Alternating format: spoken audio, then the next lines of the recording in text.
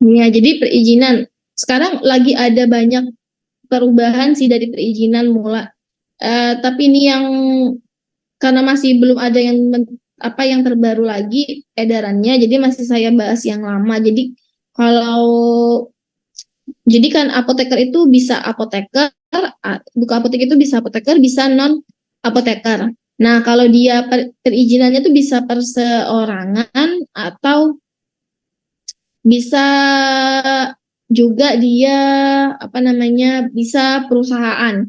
Kalau di apoteker dia bisa perseorangan, izinnya jadi ada dua, perseorangan atau berbadan usaha. Kalau perseorangan itu harus apoteker, kalau nggak apoteker dia harus dalam bentuk badan usaha. Badan usaha ini PT atau CV. Nah, untuk jadi harus bangun PT atau CV dulu, harus dengan perjanjian akta notaris dan lain sebagainya dulu untuk bisa membuka suatu apotek atau toko obat. Nah, ini ya karena kita termasuk ke dalam perizinan usaha sektor kesehatan, obat dan makanan. Nih, ada di PP 5 tahun 2021, kalau kita termasuk tingkat risiko yang tinggi dengan nomor KBLI kalau apotek 47721. Nanti kalau urus ini di OSS, sekarang kan aplikasi. Untuk urus OSS nanti ada nih persyaratan ini. Kalau apotek 47721. Perizinan usaha ya kan NIB nanti harus ada sertifikat standar sama izin. Biasanya 9 hari. Masa berlakunya untuk 5 tahun mengikuti SIPA atau SIPTTK-nya apotekernya. Nah, tadi persyaratannya administrasi, lokasi, bangunan, ya kan? Hampir dengan tadi kan kita kalau buka apotek pertama lihat lokasi, ya kan? Baru pasti lokasi erat kaitannya sama bangunan. Bangunannya gimana? Milik sendiri atau gimana? Sudah ada IMB-nya atau belum? Nah, baru nanti ke perlengkapannya, sarana dan prasarana dan peralatannya. Itu sudah ada di undang-undang. Baru SDM. SDM-nya mau berapa? Ada izinnya enggak? Gitu. STRA, Serkom, gimana? Nah, itu baru administrasi pasti juga diperlukan. Nah, jadi pasti NIB harus punya NIB dulu yang diterbitkan OSS, ya kan? Pelaku usaha memenuhi persyaratan, baru nanti diteruskan ke DMP TSP. Nah, nanti diteruskan ke dari kabupaten kota, diverifikasi, nanti terbitlah sertifikat standar. Nanti kalau sudah melakukan hasil verifikasi, baru nanti ada notifikasi kalau memenuhi persyaratan. Baru nanti OSS-nya menerbitkan izin. Gitu. Nah, tadi jadi OSS dulu pendaftaran ini kalau untuk penerbitan NIB, nomor izin bangunan, ya kan? Lewat OSS, pendaftaran hak akses yang mau buka usaha, baru pengisian data usaha dan validasi resiko, baru verifikasi parameter lingkungan hidup. Jadi ada lingkungan hidup sampai penerbitan NIB. Baru yang kelima ada pemenuhan persyaratan untuk menerbitkan izin OSS. Ini nanti muncul kayak gini nih, baru nomornya. Nih kita klasifikasi risiko tinggi pasti. Nah itu kan di sini ya tingkat risikonya kita masuk tinggi. Nih, nanti dia akan muncul nih K3L, persyaratan tata ruang, SPPL dan lain-lain. Kalau sudah terpenuhi, nah kita upload nih administrasi, lokasi, bangunan, ini sampai semuanya nih.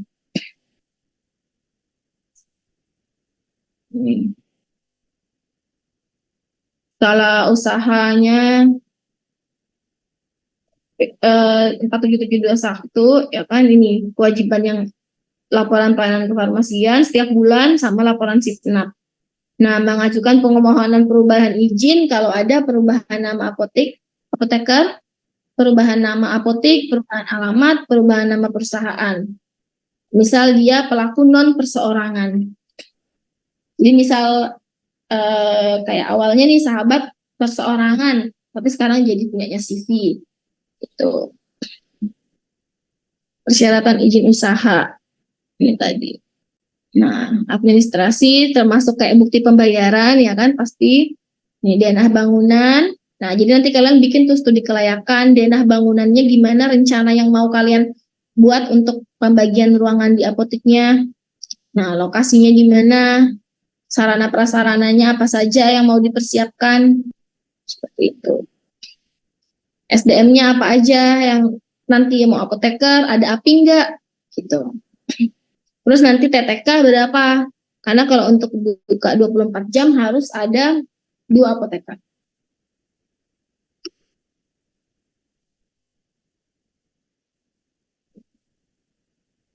Nah, ini kalau toko obat, bedanya kalau toko obat dia nggak harus apoteker, TTK bisa.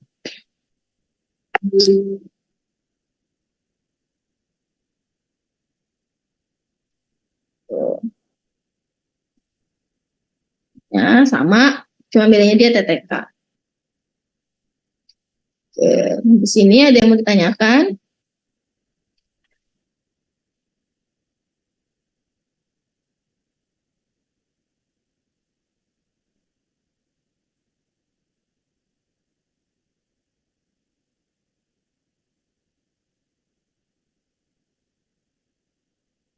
Sudah diajarin Pak Heri terkait kayak alur pemesanan gitu? Pemesanannya kemana? Sudah atau belum?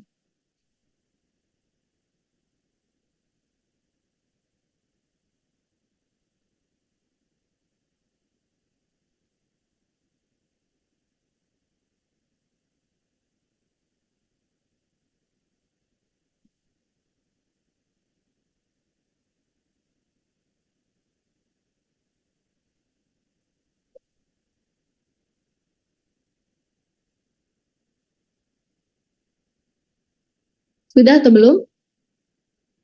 Belum?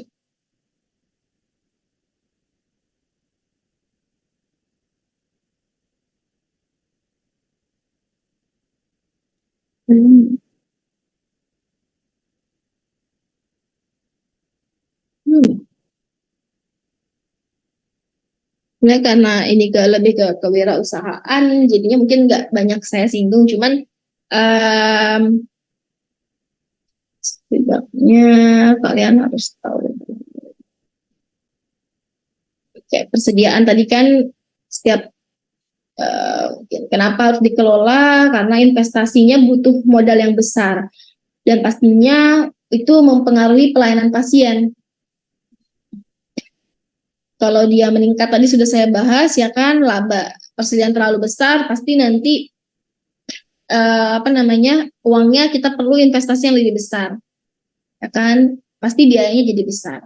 Tapi kalau misalnya kurang, terlalu kecil, pasti juga penolakan, ya kan, kita nggak bisa memenuhi permintaan pasien, labanya juga menjadi kurang. Makanya kenapa harus cukup, ya.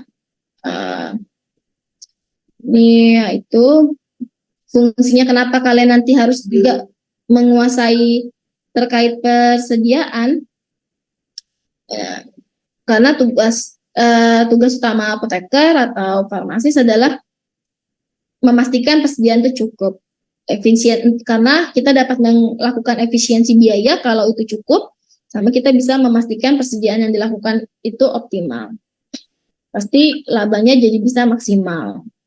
Nah, jadi alur kerja apoteker kalau di apotek utama pertama pasti perencanaan obat apa saja yang mau diadakan, pengadaannya kemana, habis diadakan ditulis SP baru diterima simpannya di mana, udah diterima kan, apa saja yang perlu kita cek.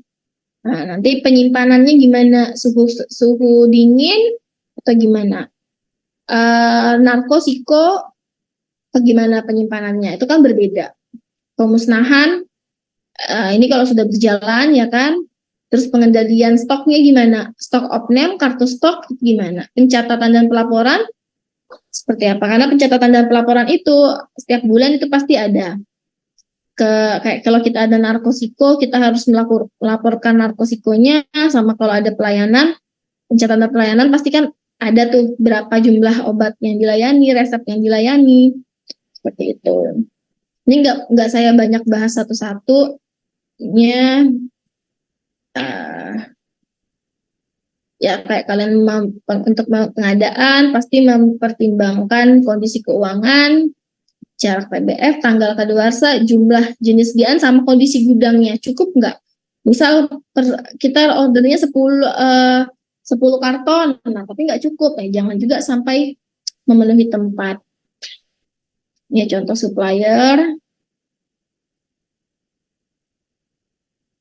Ya. Proses lebih lanjutnya nanti kita bicara di kuliah manajemen farmasi di apoteker. Oke, sampai sini ada yang mau ditanyakan dulu?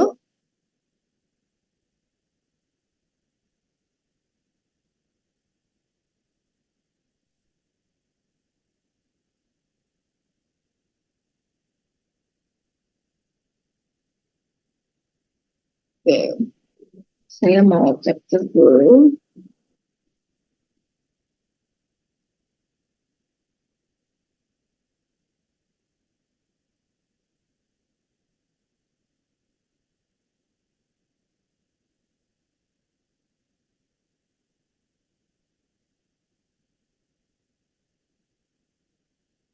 Oke, nanti nama kelompoknya jangan lupa diserahkan dulu ya, biar enak pas nilainya. Ya, Hikmah. Baik, Ibu. Oke, kalau udah nggak ada yang mau ditanyakan lagi, mungkin saya akhiri aja, karena kan sampai 11.40 aja ya, Hikmah.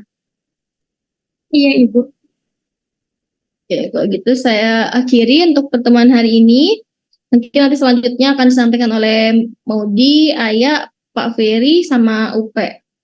Ya, nanti bisa koordinasi sama saya dulu, nanti saya infokan ke mereka terkait jamnya.